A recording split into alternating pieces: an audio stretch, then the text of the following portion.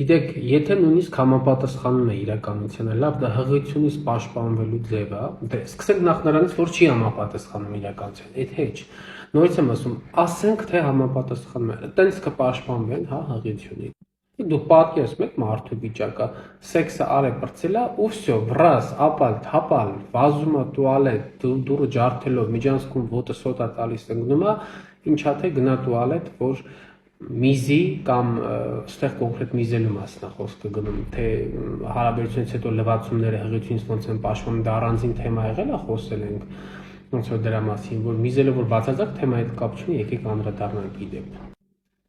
Կանանց անատոմիան ու ֆիզիոլոգիան տարբերվում է տղամարդկանցից։ Կանանց ուրետրան առհասարակ առանձին է։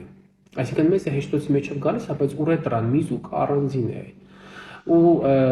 սեռական հարաբերության ժամանակ, երբ որ սերմը լցվում է հեշտոց, ուրետրայի հետ կապ չունի, այսինքն սա միզելու հետ բացարձակ կապ չունի։ Ուզում եք միզեք մի կաթիլ, ուզում եք միզեք լիտրերով, դա հղիությունը չի պաշտպանում։ Իսկ կհայտնվների մի խումբ մարդիկ կասեն, ես 15 տարի էլ տենց պաշտպանվում եմ հղիություն, չեմ հղիանում։ Հարգելիներս, դուք ամեն դեպքում պաշտպանվելուց չի որ չեք հղիանում։ Փնտրեք պատճառը կամ բացատրությունը ձեր այդ հարցի ուրիշ։ Մի արեք նման բաներ։ Սեռական հարաբերությունները ստեղծված են մարդկանց հաճույք պատճառելու համար։ Սեռական հարաբերությունից հետո մարդը ցանկանում է պարկել, ռելաքս լինել եւ հանգստանալ եւ վայելել այդ հաճույքը։ Այնինչ էս պարագայում դուք ստիպված եք գնում վազվզել մութ միջանցքներով գիշերվա 1000-ին։